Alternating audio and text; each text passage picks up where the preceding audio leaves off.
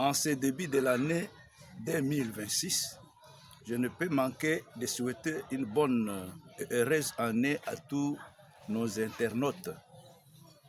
Mes souhaits pour une année prospère, heureuse et bénie s'adressent aussi à tous les serviteurs de Dieu du Congo, apôtres, pasteurs, docteurs, évangélistes et prophètes. Nous sommes là pour notre émission sur le réveil de l'Église chrétienne. Le monde en général, et le Congo en particulier, sont confrontés à une crise morale et spirituelle qui n'attend que le réveil de l'Église chrétienne.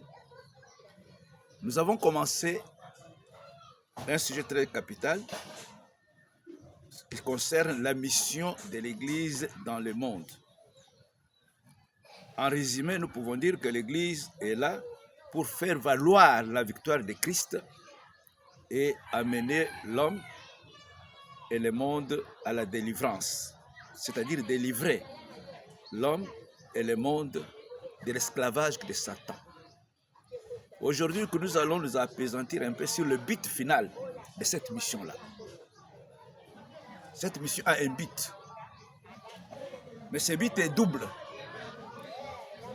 La première partie de ce but est d'établir les royaumes des cieux dans le monde.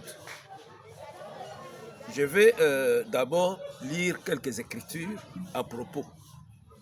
Nous lisons dans Matthieu 6, 33. Dans Matthieu 6, 33, c'est le Seigneur Jésus-Christ qui avait parlé. Il a dit, « Cherchez d'abord les royaumes des cieux et tout le reste vous sera donné par surcroît. » Et quand Jean-Baptiste a commencé à prêcher, il a dit, « Répentez-vous, car le royaume des cieux est proche. » Et cela a été répété par le Seigneur Jésus-Christ lui-même dans Matthieu 4, verset 17, où il dit, « Répentez-vous, car le royaume de Dieu est proche. » Il y a 2000 ans que cette prédication était apportée dans ce sens-là. Je me demande, qu'est-ce que ce royaume de Dieu est-il déjà venu? Nous pouvons continuer à dire qu'il est proche ou bien que l'attendre.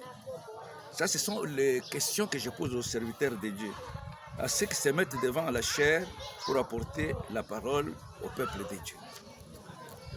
Mais nous savons que ce royaume était déjà venu sous sa forme spirituelle. Lorsque le Saint-Esprit est descendu à la Pentecôte, c'était l'avènement, c'était la venue du royaume de Dieu, qui devrait s'établir dans le cœur de l'homme. Donc la première partie de ce but, c'est l'établissement du royaume de Dieu sur la terre. Mais dans sa forme spirituelle, le royaume de Dieu qui s'établit dans le cœur pour pouvoir gouverner l'homme, le contrôler, le diriger. J'étais étonné dernièrement d'avoir certains groupes qui prétendaient être les disciples de Christ, dans le cadre du christianisme bien sûr, qui disaient que Jésus-Christ a échoué à sa mission.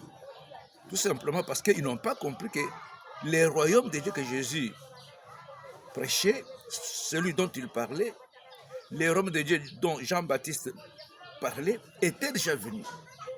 Le Saint-Esprit, c'est le royaume de Dieu qui vient dans le cœur, qui s'établit dans le cœur de l'homme. Je le répète, pour gouverner l'homme, pour contrôler l'homme et pour le diriger et l'enseigner.